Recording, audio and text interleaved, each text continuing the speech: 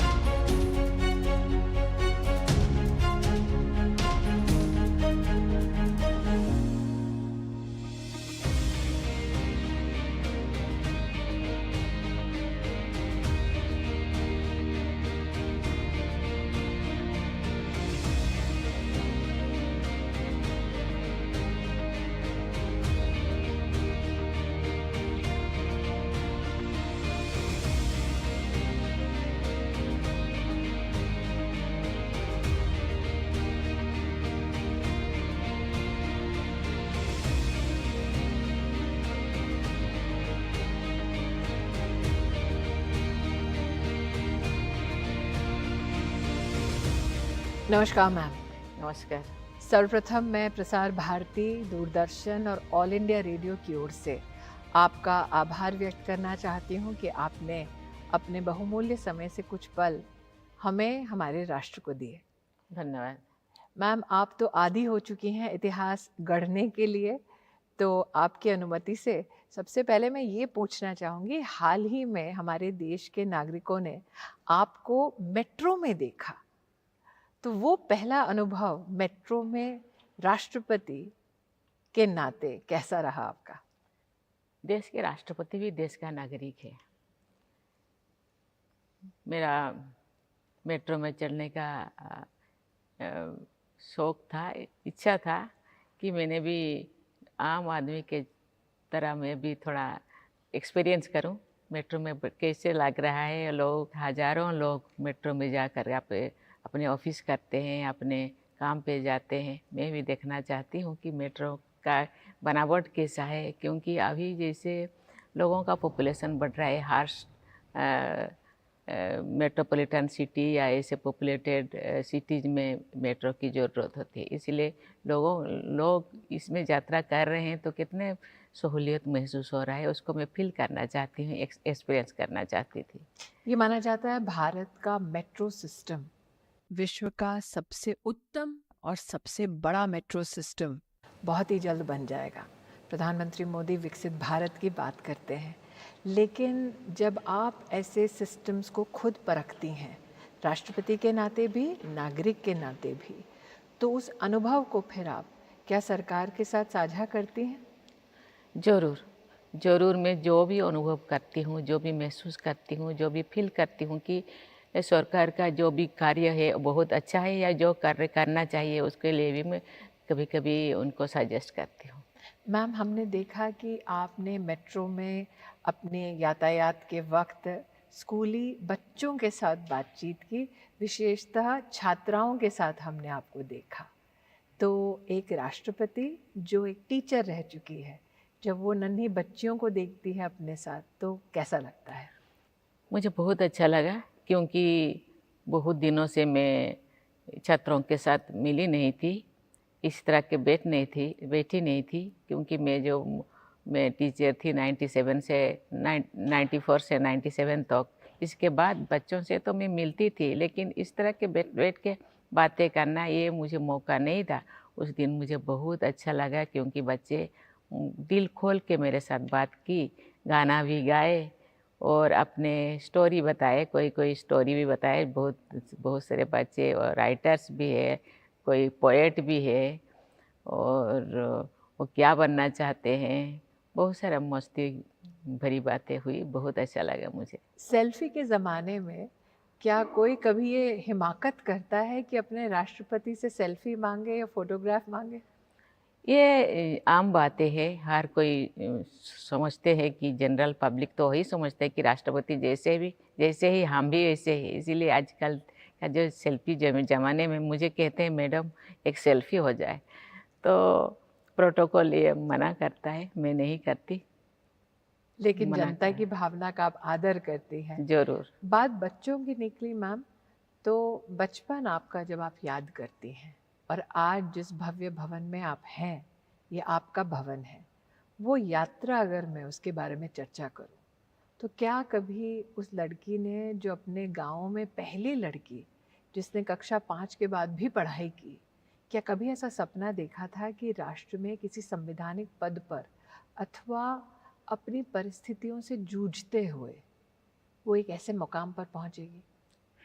ये सपना तो नहीं था, क्योंकि मैं एक आम लड़की थी, गांव में जैसे दूसरे लड़के थे लड़की थी ऐसे ही मैं भी थी, क्योंकि उनके साथ खेलती थी, भागती थी, दौड़ती थी, स्कूल जाती थी, कभी आम चुराया करती थी, कभी मौका मिलने से किसी के गांव किसी के घर पे बारी पे जाके गार्डन पे जाके गुआभा चुराया करती थी, क्योंकि कभी मौका मिले तो घंटों तो तालाबों में मैं तैरती थी, क्योंकि मैं भी उसी लड़का लड़की जैसा थी जो गाँव में रहते थे। मैं कभी भी सपने भी नहीं देखी थी कि मुझे ये बनना है और मुझे राष्ट्रपति बनना है कि मुझे कोई बड़ा ऑफिसर बनना है, क्योंकि उस टाइम बनने के लिए सोचने के लिए कोई ऐसे मौका ही नहीं था, कोई सोचते नहीं थे। हाँ, एक पढ़ाई करने से एक नौकरी करूँगी, ये मैं सोच रही थी, लेकिन राष्ट्रपति ये सोच कैसे विकसित होती है मैम, एक ऐसे गांव में या एक ऐसे परिवार में जो आर्थिक संघर्षों से गुजरता है? एक जनजातीय परिवार में, गरीब अंचल में एक लड़की का जन्म होना, और जैसे कि आपने कहा कि आपका उस वक्त का सपना ये कि एक दिन पढ़ लिख कर नौकरी करूँगी, उस ज़माने में तो ये सपना भी बहुत दुर्लभ होता था, बहुत कम लड़कियां ये सपना देखती थी। तो ये सोच आप में कैसे विकसित हुई? क्योंकि मेरे जो दादी थी, मेरे दादी जमशेदपुर के रहने वाली थी। जमशेदपुर मेरे गांव से 60-70 किलोमीटर दूर था। तो क्योंकि जमशेदपुर टाटा के लिए विख्यात है, वहाँ के और लोगों को देखा। खुद पढ़ा लिखा नहीं थी, लेकिन पढ़ाई का क्या मतलब होता है, पढ़ाई करने से लोग कैसे जीते हैं, वो लोगों को देखा है। तो इसीलिए मुझे कहती थी कि आपको पढ़ना है, क्योंकि अब तुम तो दुनिया में लड़की बनकर आई, तो ज़्यादा संघर्ष करना पड़ेगा, इसके लिए तैयार रहना पड़ेगा, पढ़ाई भी पढ़ाई पढ़ना पड़ेगा, फिर पढ़ाई के साथ साथ काम भी, घर का काम भी सीखना पड़ेगा।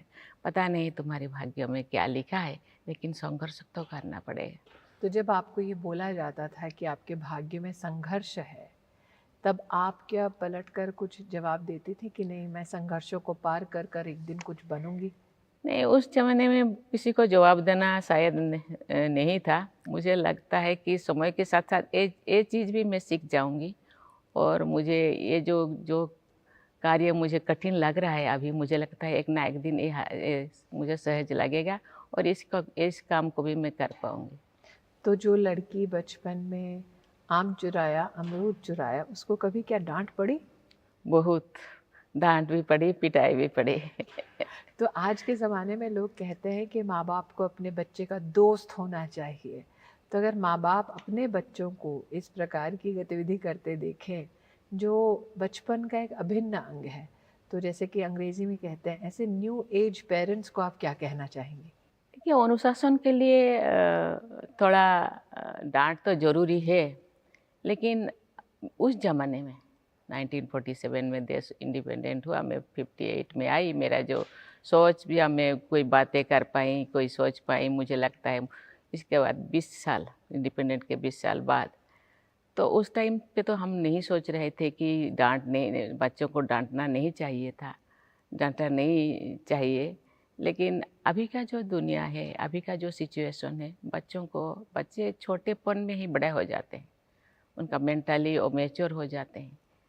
ये बहुत सारी चीज़ें उनको पता चल जाता है। इसीलिए अभी प्यार की ज़रूरत होता है। उस टाइम हम हर सिचुएशन को हम झेलते थे, प्यार को भी हम महसूस किया है और डांट को भी मैंने खाई है।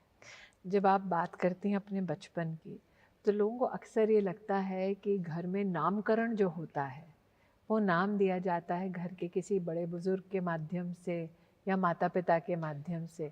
मैंने सुना है कि द्रौपदी मुर्मू, आपकी अनुमति से आपका नाम ले रही हूँ, ये नाम आपको अध्यापक ने दिया है स्कूल में, क्या ये सत्य है? ये सत्य है, क्योंकि हमारे सोसाइटी में कोई बेटा का कोई पहले लड़की होती है तो दादी का नाम दिया जाता है, बेटी हो जाती तो फिर बेटा हो जाता है तो उनको दादा का नाम दिया जाता है। एक ऐसा सोच है कि नाम नहीं और नाम अमर होना चाहिए। ये शरीर ख़त्म हो जाता है लेकिन नाम रहना चाहिए, नाम कभी ख़त्म नहीं होना चाहिए। इसलिए मेरे नाम मेरे दादी का नाम दिया गया। मेरा नाम दादी का नाम, लेकिन उसको शायद उस टाइम जो टीचर थे दूसरे डिस्ट्रिक्ट से आते थे तो उनको ये नाम पसंद नहीं आया। उन्होंने बोले ये क्या नाम है? क्या नाम था वो? दुर्गी। अच्छा, तो जी। आपको जो परिवार ने नाम दिया वो दुर्गी है? दुर्गी।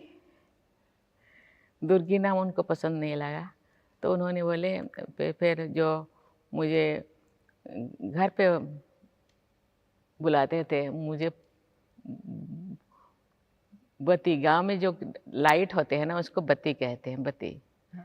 तो बत्ती बोलते बोलते फिर आस्ते आस्ते मैं पुती हो गई हूँ। इसके नाम उन्होंने बोले दुर्गी का दो रहने दो और लास्ट का पोदी करने दो, चंद्रोपदी हो जाए।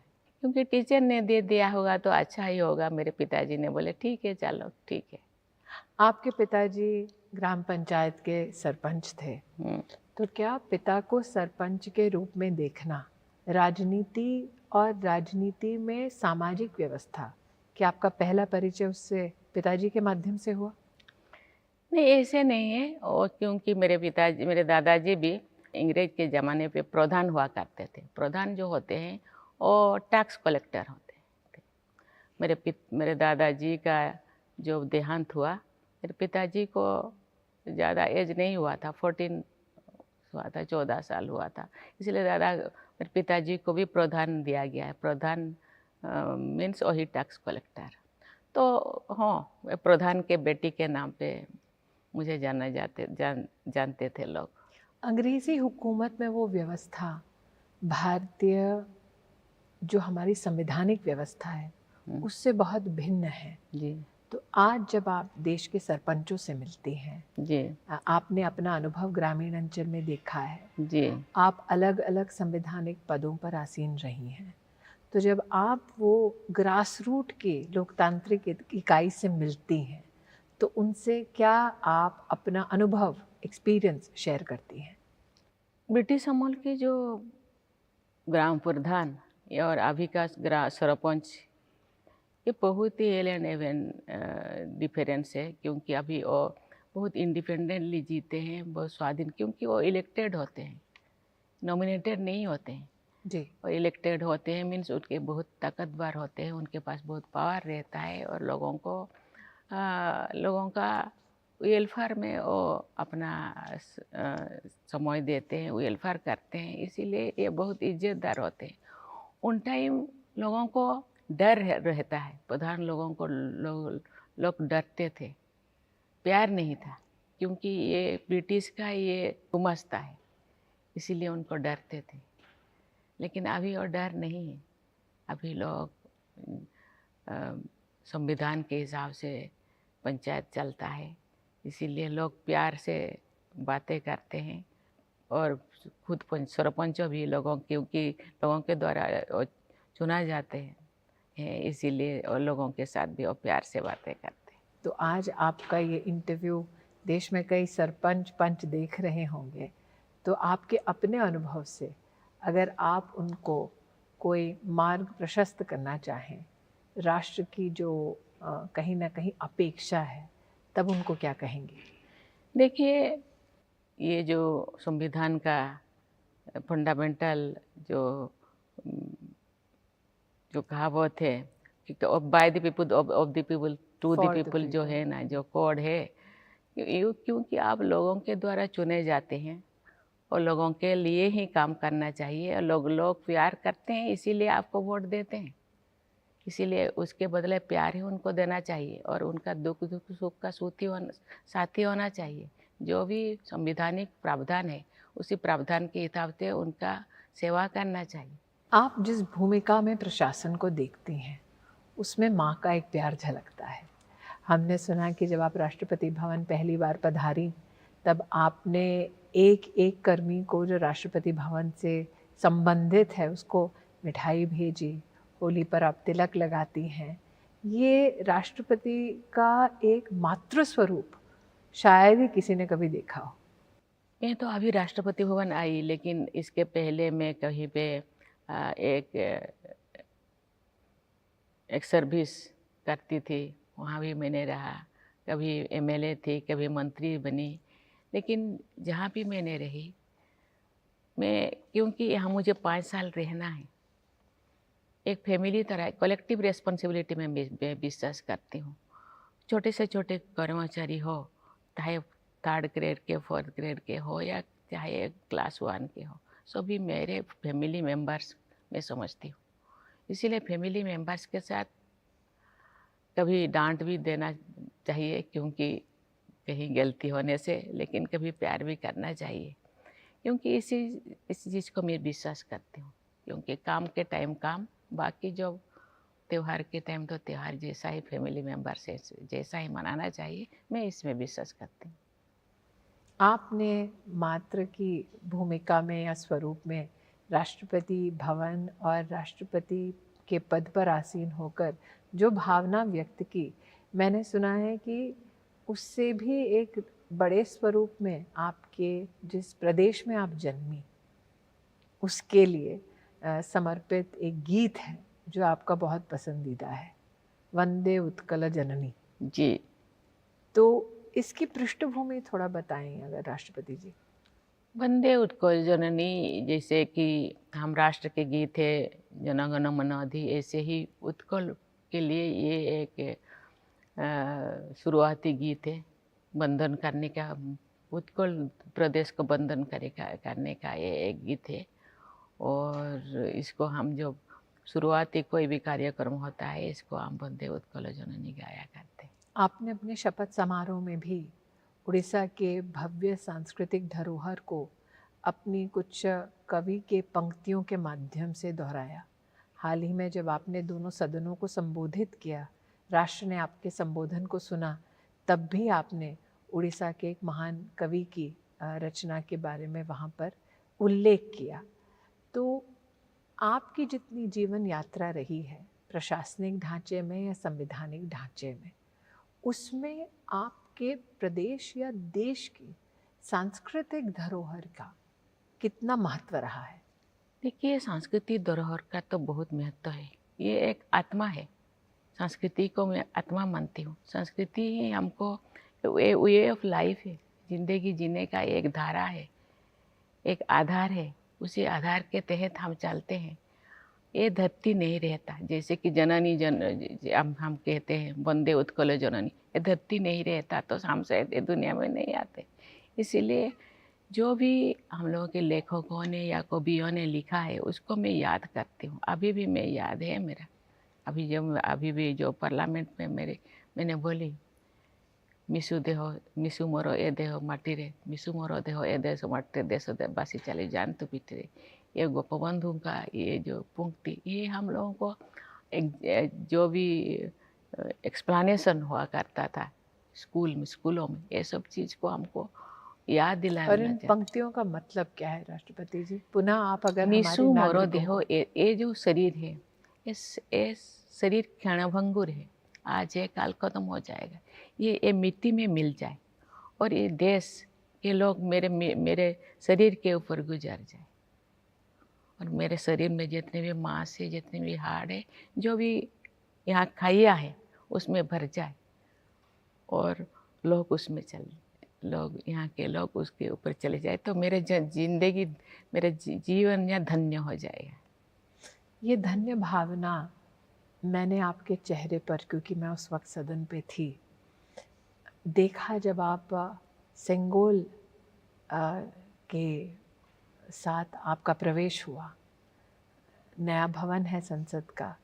सेंगोल जो हम कई चर्चाओं में सुनते हैं कि हस्तांतरण जब हुआ तब उसका एक प्रतीक है कि भारत की सांस्कृतिक विरासत, भारत का गणराज्य, भारत का संविधान, इन सब के बीच का समन्वय, और वहाँ उसके संग चलती भारत की महामहिम राष्ट्रपति। तो वो अनुभव राष्ट्रपति जी, आपने पुराना भवन भी संसद का देखा और नया भवन भी देखा, तो सेंगोल के उस अनुभव के बारे में अगर आप कुछ बताना चाहें। ज़रूर, उस समय का जो अनुभव तो थोड़ा अनोखा था, क्योंकि ये पहली बार मुझे प्रवेश होने का मौका मिला, वहाँ जाने का मौका मिला, स्पीच देने के लिए मुझे जा रही थी। मुझे एक अजीब सी शरीर में या मन मस्तिष्क में महसूस हुआ कि ये एक पवित्र था, क्योंकि हम ऑगस्ट हाउस, जो भी हम सदन को हम ऑगस्ट हाउस पवित्र गृह है, यहाँ 140 करोड़ लोगों का भाग्य नियंत्रण होता है जिसे, और उसी में जो सिंगुल, ये भी हम धरोहर का ही एक प्रतीक है। उसी धरोहर को सामने जो रखा जाता है, मुझे ये सत्य, न्याय, अहिंसा, धर्म का ये प्रतीक है। इस प्रतीक को सम्मान देना है। और ये अगस्त हाउस में मुझे जो प्रवेश करने के बाद मुझे जो यहाँ कुछ बोलने का जो मुझे था, तो मुझे लगता है ये भी सत्य, न्याय, अहिंसा के ही एक प्रतीक होगा, और लोगों के 140 करोड़ लोगों के विश्वास का और उनका स्वार्थ का रक्षा के लिए मुझे बोलना है। इसीलिए मुझे थोड़ा अजीब सा महसूस हो रहा है। राष्ट्रपति महोदय, हमने आपको देखा, आप बग्गी में आई, और बग्गी का राष्ट्रपति भवन के साथ इतिहास अपने आप में अनोखा है। लेकिन जैसे कि मैंने कहा, आपको शायद आदत हो गई अब इतिहास रचने की। मेरी जानकारी में है कि आपने अपनी प्राथमिक शिक्षा अपने गांव में की, फिर माध्यमिक और उच्च शिक्षा के लिए आप भुवनेश्वर आई। आपने अपनी ग्रेजुएशन रमा देवी महिला कॉलेज भुवनेश्वर से पूरी की, और फिर आप गई इरिगेशन डिपार्टमेंट में जूनियर असिस्टेंट बनकर।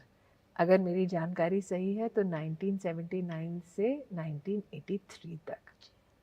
अब जब आप इरिगेशन डिपार्टमेंट के किसी व्यक्ति से मिलती हैं, क्या यादें ताज़ा होती हैं?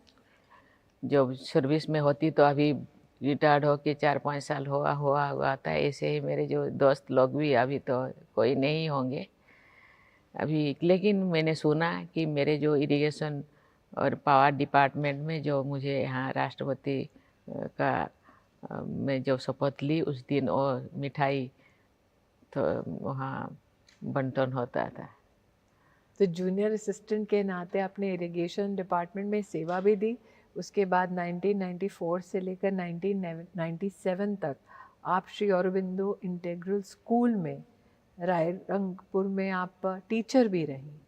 तो सरकारी व्यवस्था में इरिगेशन डिपार्टमेंट में काम करना और फिर टीचर बन जाना, ये अलग अलग व्यवस्थाओं में आपने अपने आप को कैसे ढाला?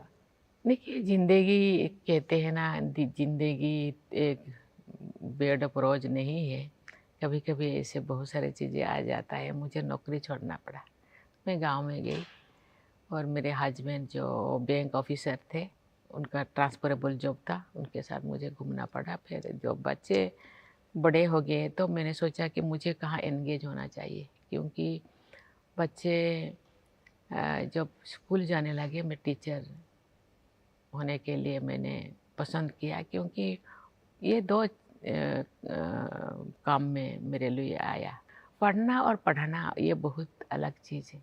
मेरे से तो मैं टीचर बनूंगी तो मैं खूब एक्सपीरियंस हो जाऊंगी, मैं बच्चों को पढ़ाऊंगी, खुद के बच्चों को पढ़ाऊंगी। कहते हैं शिक्षादान एक महादान होता है, शिक्षादान से बड़ा कोई दान नहीं। इसीलिए कोई ऐसे डिफरेंस मुझे, क्योंकि जब आप माइंड मेकअप करते हैं तो कोई भी चीज़ में आप घुस सकते हैं।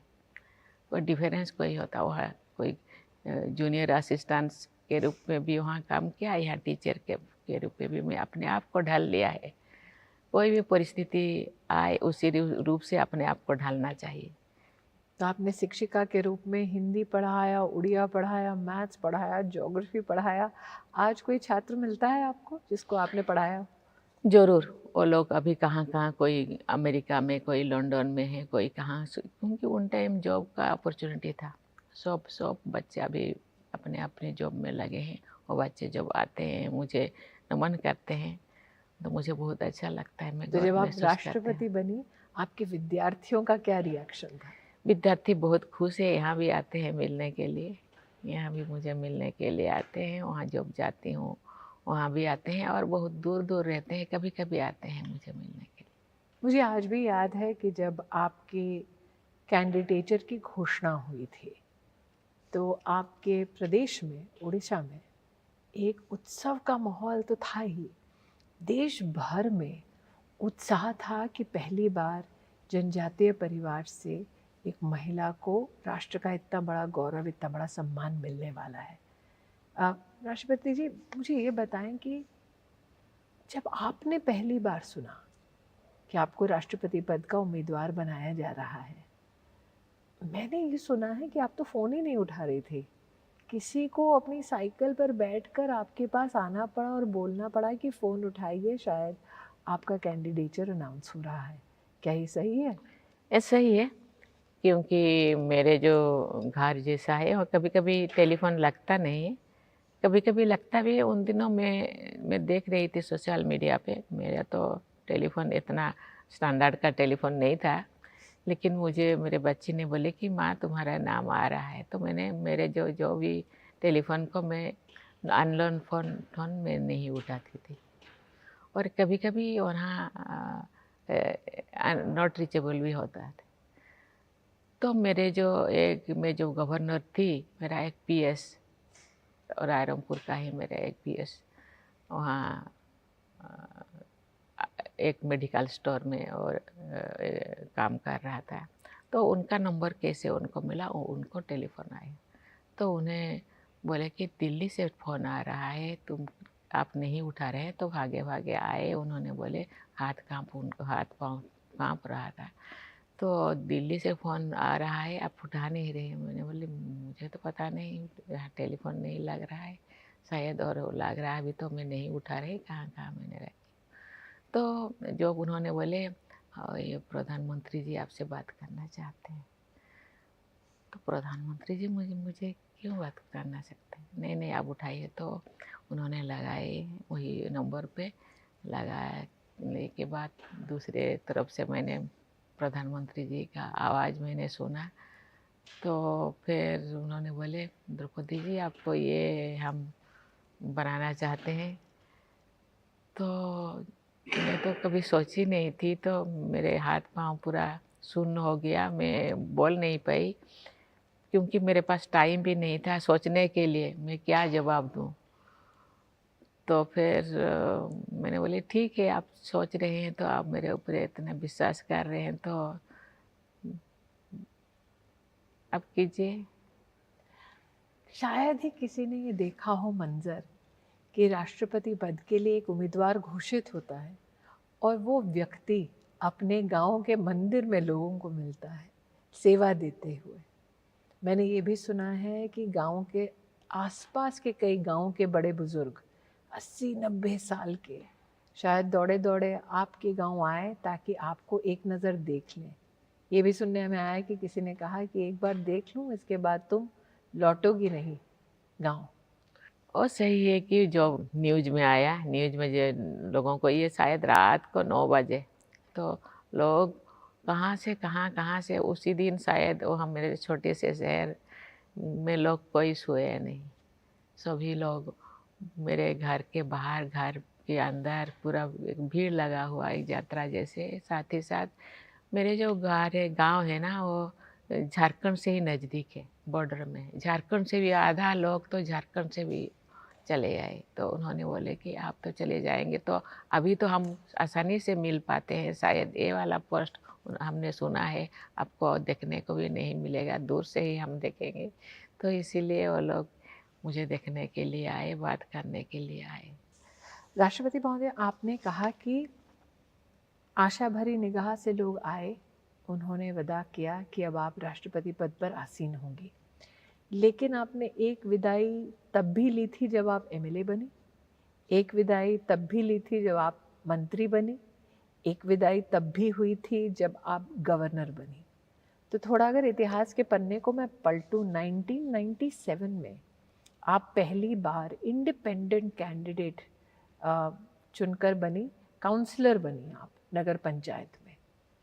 तो 1997 में उड़ीसा में एक महिला का इंडिपेंडेंटली लड़ना, और आपने, हम कहते हैं ना, पंचायत से लेकर पार्लियामेंट तक देश की राजनीति को, देश के संविधान की गरिमा को प्रफुल्लित मन से देखा है। तो 1997 में जब आपने पहली बार निर्णय लिया कि आप काउंसलर का चुनाव लड़ेंगी, तब घर का माहौल क्या था? पहले तो हम तैयार नहीं थे क्योंकि बच्चे छोटे थे, लेकिन बाद में सोचे, लेकिन झुकाव तो थोड़ा बहुत था पॉलिटिक्स के प्रति। लेकिन उन दिनों महिलाएं इतने पॉलिटिक्स में नहीं जाते थे, पॉलिटिक्स को थोड़ा ऐसे नज़र से नहीं देखते थे कि महिलाएं पॉलिटिक्स में जाए। लेकिन मेरे हस्बैंड को थोड़ा वीकनेस था, तो उन्होंने बोले कि आप जाइए, क्योंकि घर के लोग, तो मैंने सोचा कि आप लोग मुझे सहयोग करेंगे क्योंकि बच्चे छोटे हैं, दोनों काम कैसे एक साथ हो सकता है। उन्होंने बोले ना, काउंसलर तो आप लड़ेंगे, केवल आप तो यहीं पे रहेंगे, बाहर तो आपको जाना नहीं। तो मैंने फिर काउंसलर लड़ी और जीती और मुझे वाइस चेयरमैन बनाया दिया। मैं राष्ट्रपति महोदया सोच रही हूँ कि एक महिला को जो सत्ता पाने का मौका मिलता है, तब आप जैसी महिला पहले माँ के नाते सोचती हैं। नॉर्मली लोगों का ये मानना है कि सत्ता को पाने के लिए व्यक्ति कुछ भी न्योछावर कर दे, लेकिन आपने माँ के भावना से, करुणा भाव से पहले बच्चों की चिंता की। जीवन में जब जब आपको मौका मिला कि आप सत्ता के या संवैधानिक किसी पद पर आसीन हों, तब कितनी कश्मकश रही कि अपने मातृभाव के प्रति पूरा आप जिम्मा निभाएं, या अपने उस मौके को, उस अपॉर्चुनिटी को लेकर आप राष्ट्र सेवा में एक और आगे कदम बढ़ाएं? देखिए, दोनों को, क्योंकि ये तो ऑफिस नहीं है कि हम 10 बजे जाए, 4 बजे या 5 बजे लौट आए।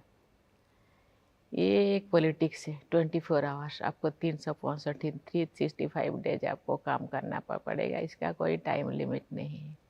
और इसी के साथ आपको फैमिली को भी देखना है। बच्चे जो छोटे हैं, बच्चे कभी इंडिपेंडेंट नहीं हुए हैं, अपने पाँव पे कभी खड़े नहीं हुए, छोटे बच्चे, ये तो बहुत बड़ी जिम्मेदार है, बहुत बड़ी रिस्पॉन्सिबिलिटी है। लेकिन उसी रिस्पॉन्सिबिलिटी जो आपको फैमिली जो सहयोग करेंगे, तो आप ये सब रिस्पॉन्सिबिलिटी आप निभा पाएंगे।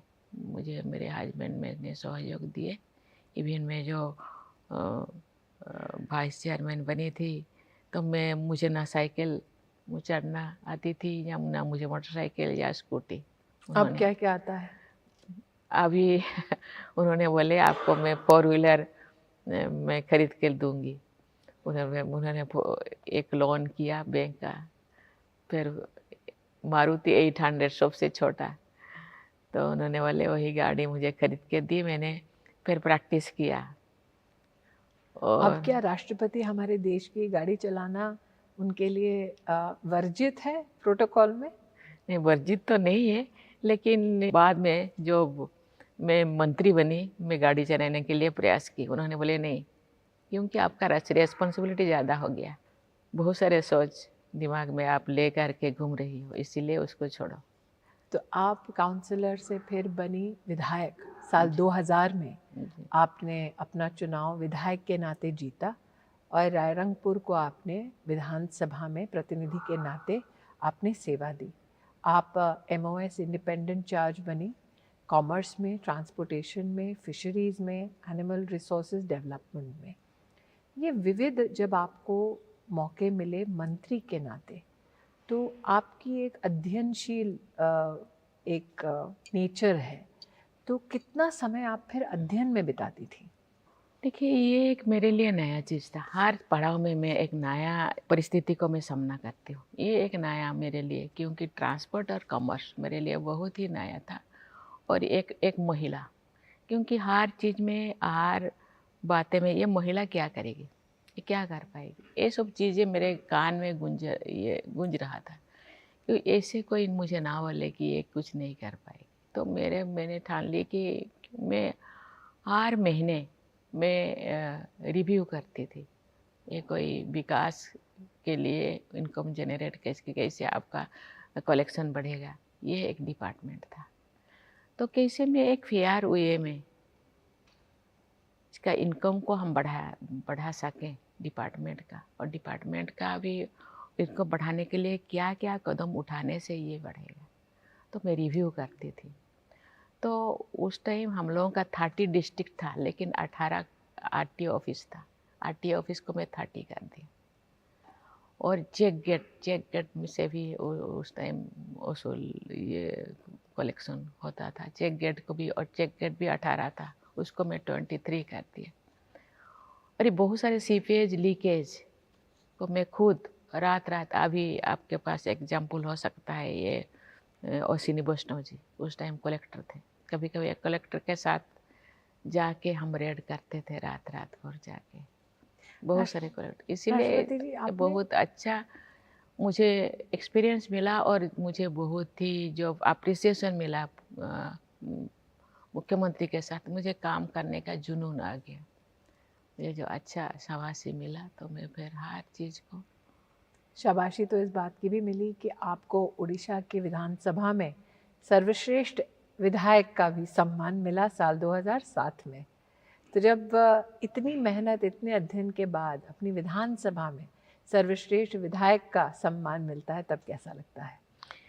देखिए, मैं अपने आप को तो उसी हिसाब से मैं तैयार नहीं की, लेकिन हाँ, मुझे विधायक का श्रेष्ठ विधायक का सम्मान मिलेगा, ये सोच तो मेरा नहीं था। लेकिन हाँ, क्योंकि मैं जब सेकेंड टाइम जीती तो मुझे मंत्री पद नहीं मिला, तो मुझे मौका मिला कि हर क्वेश्चन में पार्टिसिपेट करने का, और हर संवैधानिक हर बिजनेस में मैं पार्टिसिपेट करती थी।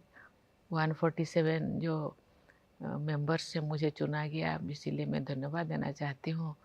और कभी भी एक ट्राइबल महिला को ये सम्मान दिया गया। मैं प्रयास की थी कि एक दिन भी मैं छुट्टी नहीं करती थी, मैं सीखती थी, क्योंकि मुझे सिखाने के लिए कोई आजू बाजू कोई नहीं थे। मैं खुद सीखती थी, मैं जानना चाहती, मैं सभी डिबेट लोगों का मैं सुनती थी। आप उद्योग मंत्री के नाते भी प्रदेश की सेवा दे चुकी हैं। जब आज आप मेक इन इंडिया, आत्मनिर्भर Bharat, one district one product, प्रधानमंत्री जी के ऐसे प्रयोग नहीं कहना चाहिए, ऐसे सहयोग के लिए राष्ट्र के प्रति, ऐसी पॉलिसी के लिए जब वो मेहनत करते हैं, तो जो वर्तमान में राष्ट्रपति हैं, लेकिन जिन्होंने स्थानीय उद्योग को बहुत करीब से ग्रास रूट में देखा है, तब आत्मनिर्भर भारत के स्वप्नों को साकार करने के लिए ये जो यात्रा है, इसके बारे में क्या कहना चाहेंगे? देखिए, ये बहुत अच्छा प्रयास है। गवर्नमेंट ये वेलफेयर कंट्री में गवर्नमेंट जनता का वेलफेयर सोचते हैं। केवल गवर्नमेंट वेलफेयर सोचने से नहीं होगा। हर पर्सन, जितने भी व्यक्ति अपने आप जो इंडिपेंडेंटली आगे जाने के लिए नहीं सोचेंगे, तो फिर देश आगे नहीं बढ़ेगा।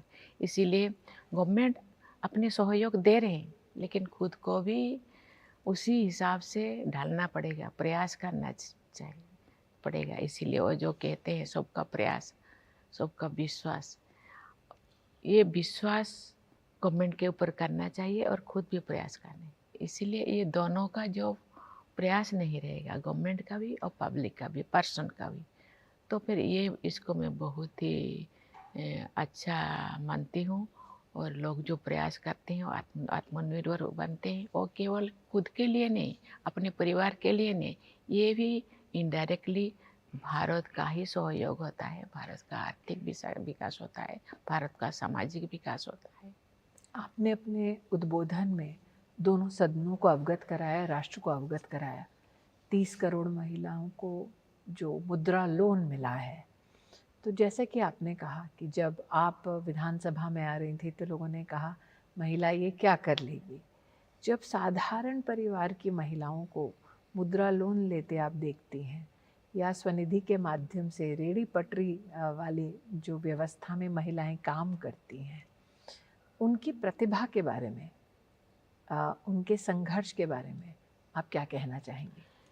देखिए, महिला और पुरुष ये तो मनुष्यों का ये जो अलग अलग भाव में रूप में देखना ये गलत है, क्योंकि भगवान जो मनुष्य महिला और पुरुष दोनों को बनाए हैं केवल शरीर आगे, लेकिन मानसिक रूप से और आत्मिक रूप से और दोनों सशक्त हैं। लेकिन इस चीज़ को समाज पहले नहीं मानता था, लेकिन उनके अंदर भी आत्मिक शक्ति है, मानसिक शक्ति भी है, और उनको थोड़ा सा सहयोग जो मिल जाता है, मुद्रा लोन के रूप में भी हो या कोई अप्रिसिएशन के रूप में हो, उनके अंदर जो ये और ज़्यादा उनको सशक्त होने का ज़्यादा और जागरूक दिया जाता है और आगे बढ़ने के लिए प्रयास करते हैं।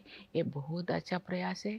इसके लिए अभी जो इतने सारे महिला सशक्त हो रहे हैं, और कभी कभी मैं यूनिवर्सिटी में जाती हूँ, कॉलेज में जाती हूँ, अभी जो देखती हूँ मैं, कभी कभी हम देखते थे कि महिलाएं एक छात्रा या 2 या 3 छात्रा मात्र फर्स्ट क्लास जाते थे। अभी 75%, 70%, 65% जितने भी गोल्ड मेडलिस्ट में 65% महिला, 67% महिला, 70% महिला, मैं देख के बहुत खुश हो जाती हूँ। वो जो कहावत को ये गलत माना जाता है, ये एक भूल प्रमाणित, ये उनका भूल प्रमाणित किए हैं, और अपने आप को दिखाना चाहते हैं कि यस, हम में भी दम है, हम कुछ कर सकते हैं। दमदार महिला तो दमदार। हमने 26 जनवरी की परेड में भी देखी, जब आप सल्यूट स्वीकार कर रही थी देश के उन प्रतिभाशाली यूनिफॉर्म्ड सर्विसेज पर्सनल की, जिन्होंने राष्ट्रपति जी आपके सानिध्य में देश को महिला शक्ति का एक अनोखा परिचय दिया।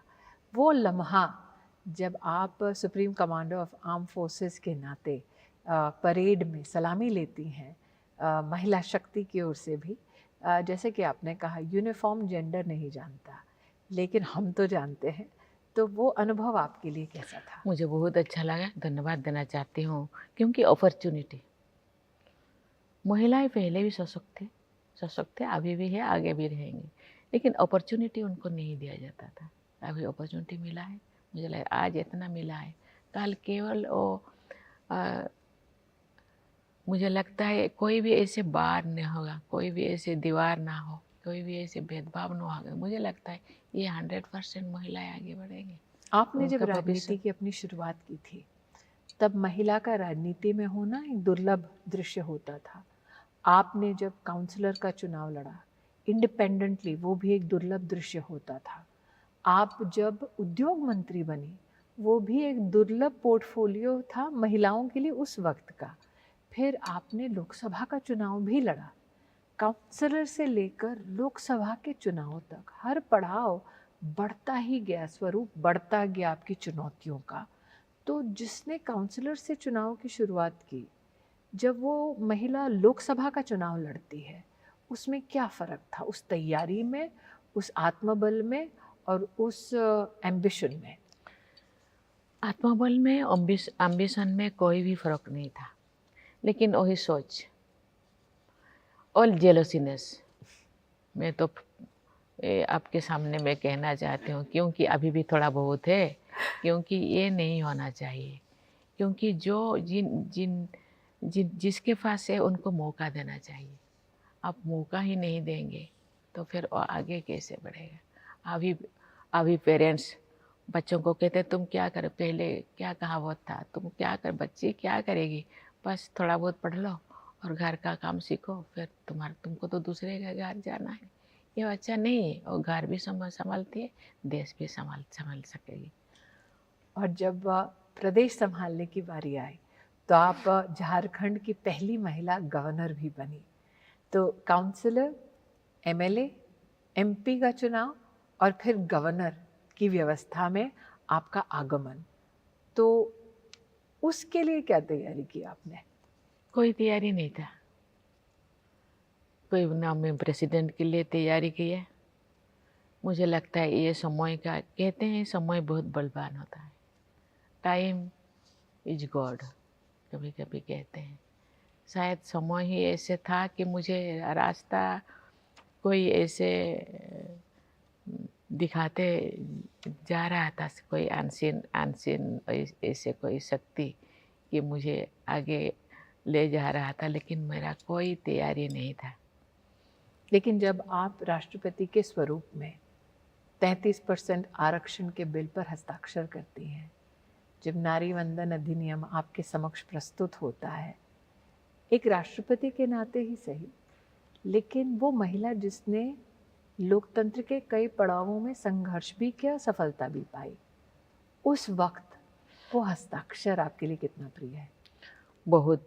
मैं बहुत खुश थी, क्योंकि शुरुआत में ये अधिनियम की ज़रूरत है। एक दिन ऐसे आएगा और कोई संरक्षण और कोई अधिनियम की ज़रूरत नहीं होगी, क्योंकि ये अपॉर्चुनिटी अपने आप उनको मिल जाएगा। लेकिन अभी के दौर में थोड़ा बहुत तो चाहिए। इसीलिए ये जो मैं से हस्ताक्षर कर रही थी, मुझे बहुत गर्व महसूस हो रहा था कि बहुत दिनों से बहुत सारे ऐसे काबिलियत महिलाएं हैं, बहुत टैलेंटेड महिलाएं हैं, और उनका काम ऐसे, उनको काम भी मैंने देखा, क्योंकि ये एक अपॉर्चुनिटी उनको मिलेगा। जो अपॉर्चुनिटी मिलने का जो का बाद जो संसद में आएंगे, जो विधानसभा में आएंगे, तो उनका जो काबिलियत को हम देखेंगे, उस टाइम हम कुछ बोल सकते हैं कि महिलाएं क्या कर रहे हैं, क्या नहीं कर रहे हैं। लेकिन पहले से ही हमको किसी को बोल देना है महिलाएं क्या करेंगे, ये तो मंजूर नहीं, ये कहावत को मैं स्वीकार नहीं करती। तो जब वही महिला जो अधिनियम पर हस्ताक्षर करती हैं, या जो इतने लंबे राजनीतिक संघर्ष के बाद इस उत्तीर्ण स्थान पर पहुंचती है, तो वो महिला, वो राष्ट्रपति सुखोई में विमान में उड़ने की तैयारी कैसे करती है? मैंने सोचा क्योंकि ये सभी जितने भी डिफेंस सेक्टर है आपका, चाहे आर्म फोर्सेस हो, चाहे नेवी हो, चाहे एयरफोर्स हो, उनका जो ये होते हैं, सुप्रीम होते हैं, तो ये जो लड़ाई करते हैं और लड़ाई के लिए तैयारी करते हैं और इतने दिन ट्रेनिंग लेते हैं, वो लोग कैसे महसूस करते होंगे। इसलिए में जब आए ये लोग मुझे कच्ची मीट करने के लिए, मैं उनसे इसी बात को रखा, मैं सभी चीज़ को मैं महसूस करना चाहती हूँ, कुछ फील करना चाहती हूँ। मुझे बहुत अच्छा लगा। मुझे जो मेरे को पार्टनर थे सुखोई में जो उड़ रही थी, उन्होंने बोले हम ब्रह्मपुत्र नदी के ऊपर हम जा रहे हैं, तेजपुर होकर जा रहे हैं। लेकिन वो ज़्यादा तो देर नहीं था, ओनली 30 मिनट्स। और क्योंकि मैं पहले जो सोच रही थी शायद ये बहुत ही मेरे लिए कठिन होगा, लेकिन ऐसे नहीं था। मुझे बहुत अच्छा महसूस हुआ। और मैं बाद में मैं पोखरान भी गई। पोखरान में वहाँ युद्ध कौशल मेरे सामने दिखाए हैं। वहाँ बहुत ये लोग, चाहे वो रेगिस्तान में रेत में हो या सियाचिन के जितने भी वो आइस में हो, इतने कठिन जगह पे रह करके वो देश के लिए सुरक्षा करते हैं। उसी चीज़ को मैं थोड़ा फील करना चाहती हूँ। 30 minutes, the third president ever to do a sortie in a fighter jet. A president who visits Pokhran, a president who also takes the salutations and respects of the armed forces, especially women officers, on 26th of January. A president who says to both the houses of parliament कि अब जैसे को तैसा, ये हमारा अब एक स्वरूप हो गया है कि हम विश्व को एक परिवार, एक समुदाय मानते हैं, लेकिन अपनी सरहद की भी रक्षा करना जानते हैं सम्मान के साथ। तो गौरव की अनुभूति होती है जब महामहिम राष्ट्रपति के मुख से ऐसे शब्द प्रस्फुटित होते हैं। जरूर, क्योंकि जो जैसे व्यवहार करे, क्योंकि भारत ऐसे एक देश है, से अपने तरफ से कोई किसी को आघात नहीं पहुंचाता, किसी को दुख नहीं देता, किसी को आघात नहीं पहुंचाता, लेकिन वो जैसे व्यवहार करेगा ऐसे ही उसको व्यवहार करना चाहिए। राष्ट्रपति जी, आपने आसमान चीरा और आप 2 किलोमीटर चली भी जगन्नाथ मंदिर तक, ताकि आप आदर सहित प्रभु के चरणों में प्रणाम कर सके। मैंने सुना है कि जगन्नाथ तुम में बड़े छलिया, ये गीत आपका बड़ा प्रिय है। जी, जगन्नाथ जी को छलिया क्यों बुलाते हैं? कहते हैं ये सबसे जगन्नाथ तो श्री कृष्ण का दूसरा रूप जगन्नाथ होता है। जगन्नाथ श्री कृष्ण जी बहुत वो थोड़ा खेलते हैं लोगों के साथ, तो इसीलिए कहते तुम बहुत छलिया हो, लेकिन नीलाचल बिहारी तुम्हें बनोमाड़िया भी कहते हैं, क्योंकि भगवान को काड़िया भी कहते हैं। तो ये कहा जाता है कि प्रभु की जो विस्तार में होली होती है वो उत्तर प्रदेश में लाठी के साथ भी होती है होली के उत्सव में, और आप कहती हैं छलिया भी होते हैं। लेकिन राष्ट्रपति जी, मैं एक व्यक्तिगत सवाल पूछ रही हूँ जो शायद ही आपसे कभी सार्वजनिक पूछा गया हो। आपने अपने जीवन साथी को खोया, अपने 2 बच्चों को खोया, राजनीति में तो एक अमिट छाप छोड़िए, लेकिन एक महिला जनप्रतिनिधि इस दुख को सहन कैसे करती है और आगे कैसे बढ़ती है? हम जो मुझे कोई ने पूछा आपका केवल पॉजिटिव साइड है, मैंने बोली नहीं। पॉजिटिव साइड को लोगों ने सुनने के लिए ही इच्छुक रहते हैं, कोई नेगेटिव साइड को सुनने के लिए कोई इच्छुक नहीं होते। मैं भी इंसान हूँ,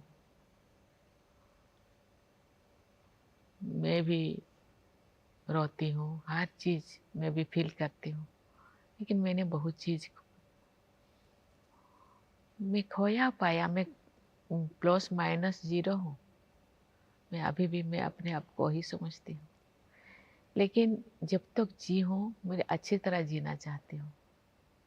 अच्छा जीने के लिए क्या चाहिए, तो मैंने ढूंढा रास्ता, एक ढूंढा कि मैंने तो जो मैं डिप्रेशन में थी, तो मुझे कोई ने आके बोले कि आपको योगा करना चाहिए, ज़िंदगी को जीना चाहिए, क्योंकि लास्ट ब्रीदिंग तक मुझे जीना है।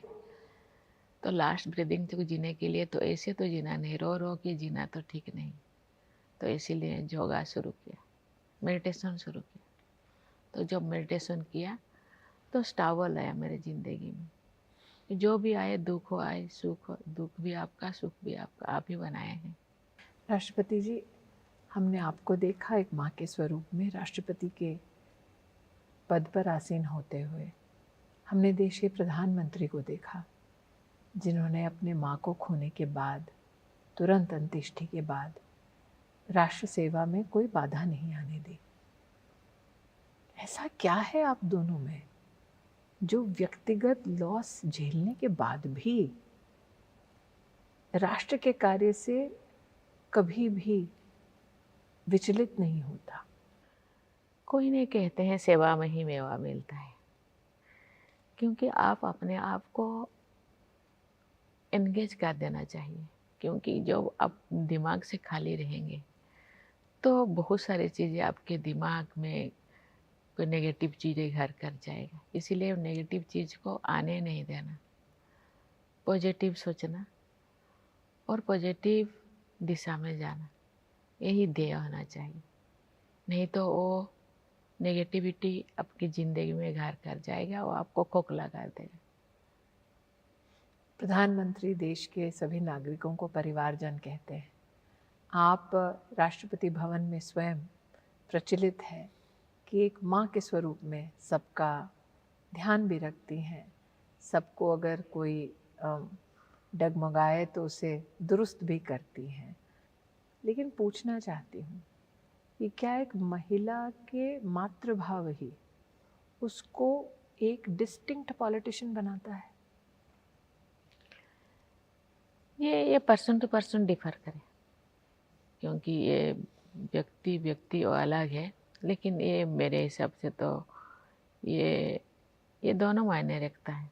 माँ का स्नेह ममता भी चाहिए ज़िंदगी में, क्योंकि हर कोई अकेला नहीं रह सकते। वहाँ के परिवार को लेकर भी वो आगे बढ़ सकता है। और कोई कोई परिवार के उलझन में ही कोई उलझा जाता है। आप जो चाहेंगे, जैसे आपको करना चाहिए, आप ऐसे, आप जैसे सोचेंगे तुम ऐसे बन जाओगे। पारिवारिक परिवेश से और सांस्कृतिक इतिहास के बारे में आपने चर्चा की। जब भारत को G20 की अध्यक्षता का मौका मिला, तो हमने निश्चित रूप से आर्थिक व्यवस्थाओं की चर्चा की, लेकिन हमने विश्व को एक कुटुंब के दृष्टिकोण से देखा और भारत की उस अध्यक्षता का पारिवारिक स्वरूप कि कहीं भी कॉन्फ्लिक्ट ना हो, कोलैबोरेशन हो, ये G20 के इतिहास में हमारा एक योगदान रहा। तो भारत की अध्यक्षता को G20 के दृष्टिकोण से आप किस दृष्टि से देखती हैं? देखिए, ये बहुत बड़ा सवाल है। मैं धन्यवाद देना चाहती हूँ। G20 का जो थीम था, एक पृथ्वी, एक परिवार और एक फ्यूचर, क्योंकि भारत पृथ्वी के अंदर ही है। भारत एक अकेला नहीं जी सकता। पृथ्वी के जितने भी देश है, परिवार जैसा मानने से जे है ही, क्योंकि कभी हम नेशन फर्स्ट कहते हैं, क्योंकि ये बहुत अच्छा अटल जी ने लिखे। आप थोड़ी सी आप मेहमान को आप छोड़ सकते हैं, लेकिन आप ये क्या कहते हैं, पड़ोसी को आप कभी भी नहीं, क्योंकि पड़ोसी जिंदगी भर तो पड़ोसी होकर ही रहेगा। क्योंकि पड़ोसी के साथ और दूसरे कंट्री के साथ आप परिवार जैसा व्यवहार करेंगे तो आप शांति में रहेंगे। क्योंकि अहिंसा और शांति में भारत विश्वास करते हैं। इसलिए ये जो थीम बहुत मायने रखता है। और ये केवल इसीलिए G20 में, ये भारत एक ऐसे भी देश है, ये विविधता के देश है। अलग जाति, अलग भाषा, अलग धर्म, अलग पहनावा, अलग खान पीन। ये जो G20 हुआ, ये इतने शायद 100 से ज़्यादा शहरों को चुना गया है और उसी शहर में दूसरी दुनिया के लोगों को वहाँ जाके वहाँ मीटिंग करवाए, कॉन्फ्रेंस करवाए और वहाँ के लोगों को भी उनके साथ मिलने के लिए मौका दिया गया है। वहाँ का थीम को भी लिया गया है, चाहे वो कश्मीर हो या चाहे नॉर्थ ईस्ट हो। ये एक बहुत बड़ा चीज़ है। ये केवल टूरिज्म के लिए नहीं है।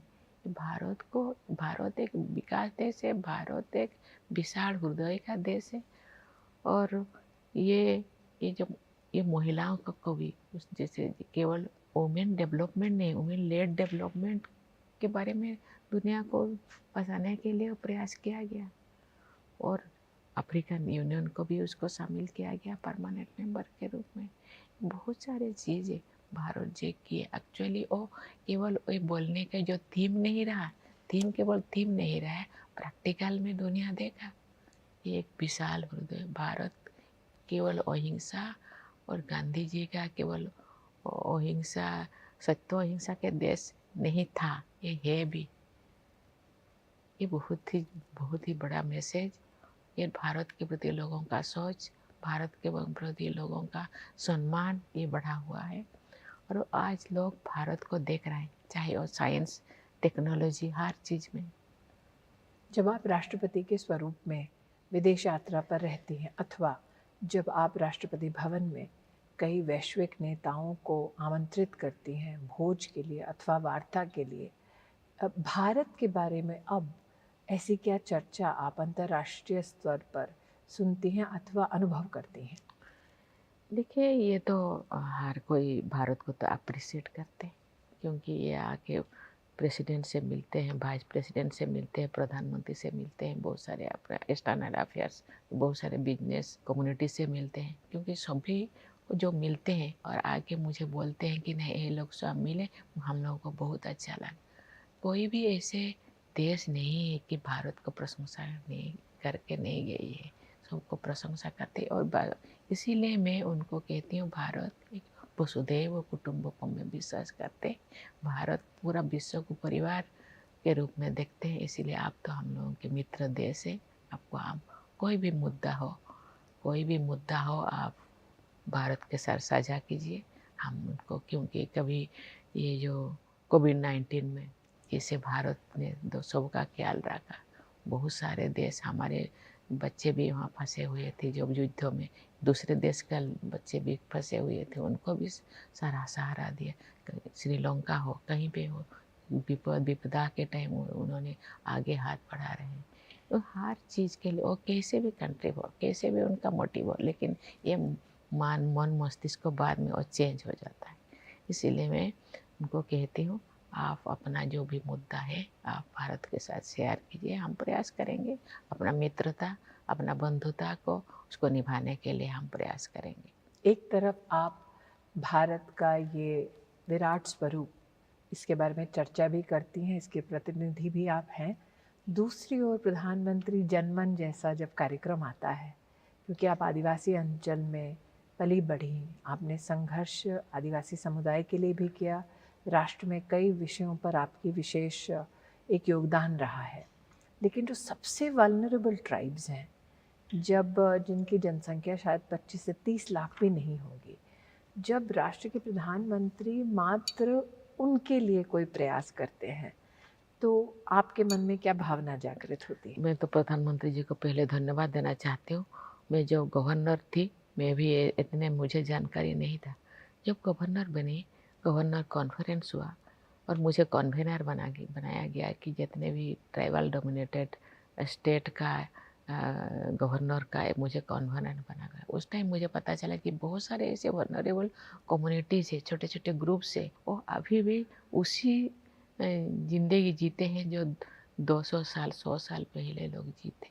तो बहुत दिनों से मेरा मन में था कि उनके लिए ठीक मैंने कैसे बेहतर जीत, क्योंकि जैसे नारा है, सबका साथ, सबका विकास, सबका प्रयास, सबका विश्वास, क्योंकि सबका विश्वास, सबका साथ होना है तो इनका भी साथ होना चाहिए। मैं जो इसी बात को सामने रखा तो उनको तुरंत, क्योंकि उन्होंने उसको एक्सेप्ट किया और उनके लिए एकदम स्वतंत्र मिशन मोड में एक काम शुरू किया। इसीलिए मैं उनको धन्यवाद देना चाहती हूँ, क्योंकि कोई भी पीछे न रह जाए, कोई भी ऐसे छूट न जाए, हर चीज़, क्योंकि उनके लिए व्यवस्था होता है, लेकिन चैनल ना, एक हम लोगों का जो गवर्नमेंट चैनल उनको उन तक नहीं पहुँचता। इसलिए स्पेशल मिशन मोड में इस चीज़ को और जो एक्सेप्ट किया, इसीलिए उनको जितने भी धन्यवाद दो कम होगा, क्योंकि जो लोग, यही तो होना चाहिए, जो लोग ये सामग्रिक विकास और सबका विकास, क्योंकि जो पीछे हैं उनको भी आगे आना है। राष्ट्रपति महोदय, आप न सिर्फ पहली जनजातीय समाज से महिला जो चुनी गई राष्ट्रपति पद की उम्मीदवार के नाते और राष्ट्रपति बनी, बल्कि साथ ही आप हमारे देश की शायद यंगेस्ट प्रेसिडेंट हैं। मुझे तो पता नहीं, हो सकता है। और ये भी आपका, जैसे कि आपने कहा कि इतिहास है कि भारत स्वतंत्र हुआ, उसके बाद आपका जन्म हुआ। प्रधानमंत्री जी ने कल ही सदन में भी कहा कि भारत स्वतंत्र हुआ, उसके बाद आज़ाद भारत में उनका भी जन्म हुआ। जब आप प्रधानमंत्री जी से चर्चा करती हैं, आप दोनों का जीवन संघर्षों वाला जीवन रहा है, आप दोनों का जीवन राष्ट्र को समर्पित और समाज को समर्पित जीवन रहा है। तो निश्चित रूप से जो सुनने वाले हैं या जो दर्शक हैं, उनको ये जिज्ञासा ज़रूर होगी कि दो लोग जो ग्रामीण अंचल से और जीवन में कभी भी उनके गांव के अपने निवासियों ने नहीं सोचा होगा, जब वो लोग अपने गांव लौटते हैं तो मंजर कैसा होता है। मैंने देखा है, मुझे आज भी याद है कि जब आप लौटी थी राष्ट्रपति बनने के बाद, भीड़ की भीड़ उमड़ कर आई थी, तो वो गांव आज आपको कैसे याद करता है? अभी राष्ट्रपति बनने के बाद मैं 2 बार गांव गई थी, तो मैं घर पे ही, ऐसे तो व्यवस्था किया गया था, लेकिन मैं घर पे ही रही। घर पे भी भीड़ था, हर भीड़ में ही रही, मुझे वही प्यार मिला। और तो एक बात पूछूं, दुर्गी बुलाने वाला कोई गांव में है क्या? नहीं, अभी नहीं है, क्योंकि मैं बड़ी हूँ, सबसे बड़ा हूँ, क्योंकि नाम है नहीं देते, मुझे दीदी बुलाते हैं यार कोई, क्योंकि ये नाम पूरा सब भूल गए हैं, मुझे अभी यही नाम पे चलता है। तो जब आप गांव लौटी, क्या उस मंदिर में गई जहां पर आप तब सेवा दे रही थी जब आपका नाम घोषित हुआ? ज़रूर, ज़रूर, क्यों क्यों और रास्ते में ही है। और जो उसके बाद भी मैं गई थी वहाँ, जाके फिर सेवा की तो और मंदिर के जाते पुजारी ने आते। उसी भक्त को वापस देखा राष्ट्रपति के स्वरूप में। मैं अक्सर सोचती हूँ राष्ट्रपति जी, जब आप मंदिर गईं या फिर जब आपने भी उल्लेख किया अपने राष्ट्रपति उद्बोधन में सदन में भव्य राम मंदिर के बारे में, तो मुझे याद आता है कि आपका बहुत प्रिय गाना है पायो जी मैंने प्रयोजन राम रतन राम धन रतन पाए। पायो। तो अपनी स्पिरिचुअल जर्नी को जब आप देखते हैं, आपने कहा कि संघर्षों से आप गुजरते वक्त आपने स्पिरिचुअलिटी का सहारा लिया, और जब आप हमारी सिविलाइजेशनल स्ट्रेंथ को, भव्यता को, हमारी संस्कृति की आधुनिक भारत में देखते हैं कि चार धाम में इंफ्रास्ट्रक्चर की व्यवस्था हो रही है, काशी कॉरिडोर बन रहा है, वहाँ 8 करोड़ लोग सालाना जाते हैं, महाकाल का कॉरिडोर बन रहा है, वहाँ 5 करोड़ लोग जा रहे हैं, अभी रामलला विद्यमान हुए हैं अपनी इच्छा से एक भव्य मंदिर में, सुनने में आया कि 13-14 लाख दर्शनार्थी दर्शन कर चुके हैं। तो संस्कृति की धरोहर, आधुनिक भारत में उसकी भव्यता, और साथ ही एक नागरिक के नाते हम जब चारों धाम जाते हैं, प्रधानमंत्री जी स्वच्छता की बात करते हैं, तो हमारी क्या जिम्मेदारी बनती है अपनी संस्कृति के प्रति, अपने धामों के प्रति? देखिए, वो बहुत अच्छी बात है। जो ये जितने भी धाम बनाया गया था उस टाइम, उन दिनों बनाया गया था, कभी कोई 700 साल पहले, कभी 500 साल पहले, कभी 400 साल पहले। उन दिनों जो जो ज़रूरत जो था उसी हिसाब से बनाया गया था। अभी पॉपुलेशन बढ़ रहा है, लेकिन लोगों का आस्था, कहते हैं, मैं इसीलिए स्पिरिचुअलिटी की बातें करती हूँ, कहते हैं ये जो युग होता है, कि कभी कहते हैं सत्य युग, त्रेता युग, द्वापर युग, सत्य और कली युग। मुझे लगता है जैसे हम वीकली हम चेंज होते हैं, सोमवार मंगलवार बुधवार ऐसे चेंज होता है, ये भी जैसे सीजन चेंज होता है, मुझे लगता है योग भी परिवर्तन होता है। परिवर्तन के हिसाब से ये हम, लेकिन हम लोगों का जो आस्था और विश्वास कभी परिवर्तन नहीं होता। आस्था विश्वास स्पिरिचुअलिटी के ही, परमात्मा का ही अंश ही तो है, इसीलिए हम लोग झुकाव तो उस तरफ है ही। एक नेशनल जर्नी, स्पिरिचुअल जर्नी, लेकिन जर्नी का एक आउटकम जिसके लिए हम अभिलाषी हैं एक राष्ट्र के नाते, कि विकसित भारत के एक संकल्प के साथ हम आगे बढ़ें। आपकी कल्पना में वो विकसित भारत क्या है? विकास मीन्स आर्थिक विकास, सामाजिक विकास, शैक्षणिक विकास, स्वास्थ्य के विकास, एक आत्मिक आत्मा का विकास। क्योंकि जो भी विकास भी आप कीजिए, आत्मा का विकास बिना आप संपूर्ण नहीं, आप अधूरा है। तो अगर भारत में किसी को विकसित भारत का एम्बेसडर बनना हो तो उसकी खूबियाँ क्या होनी चाहिए? वो व्यक्ति कैसा होना चाहिए? टेक्नोलॉजी से परिपूर्ण या स्पिरिचुअलिटी की दृष्टि से भी उतना ही समन्वय? ये समन्वय तो होना चाहिए स्पिरिचुअलिटी के साथ। आपका सामाजिक विकास, आर्थिक विकास, आपको शैक्षणिक विकास भी करना होगा। टेक्नोलॉजी को भी आपको साथ में लेना होगा, क्योंकि युग के हिसाब से आपको अपने आप को बदलना है। युग परिवर्तन के साथ खुद को भी परिवर्तन करना चाहिए, लेकिन आत्मिक विकास को सर्वोपरि मानना चाहिए। इस पूरी चर्चा में महोदया, हमने आपकी स्पिरिचुअल स्ट्रेंथ का जौहर भी देखा है। कम शब्दों में आपने बहुत कुछ बोला है, लेकिन एक उद्दंडता कर रही हूँ आपसे एक ऐसा प्रश्न पूछ के जिससे शायद हम जैसों को भी थोड़े बहुत इंस्पिरेशन मिले।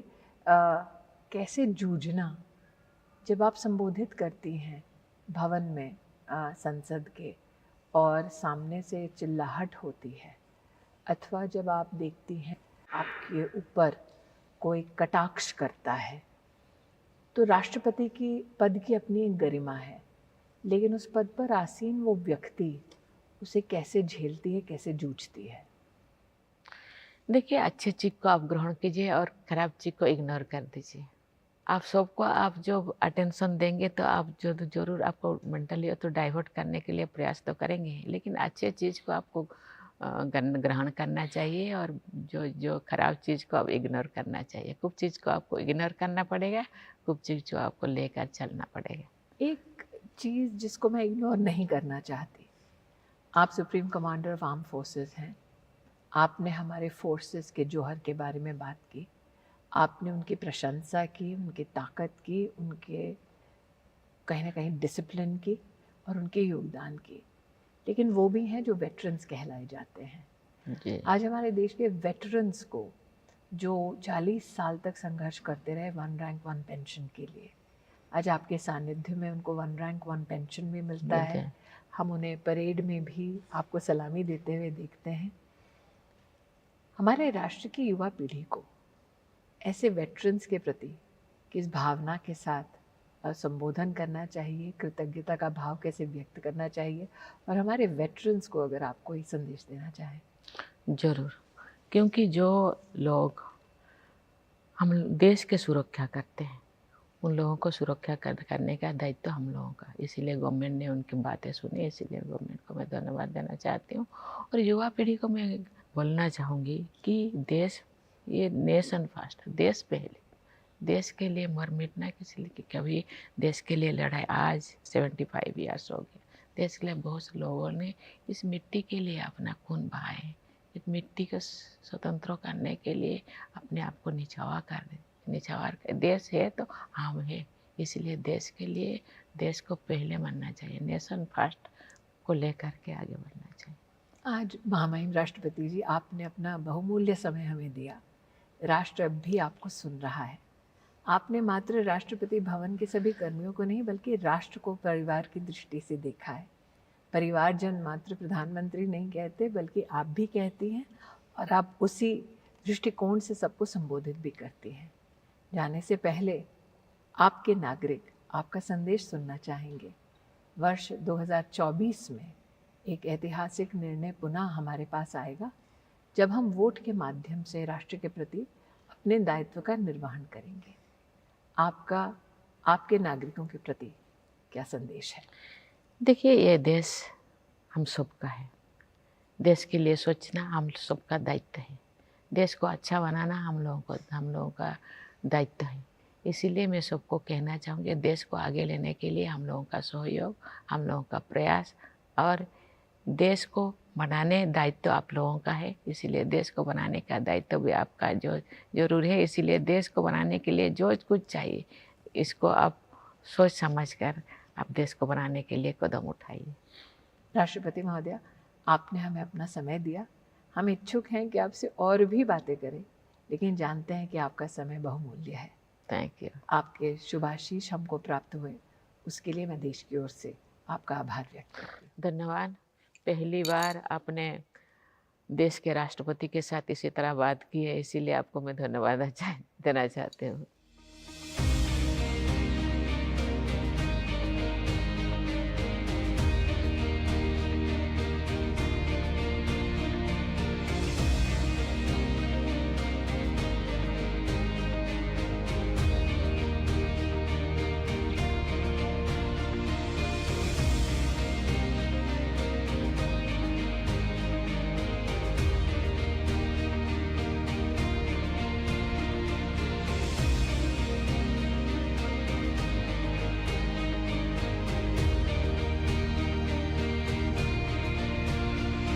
गोल्डी मीट मटन मसाले, जो आपके हाथ का मटन।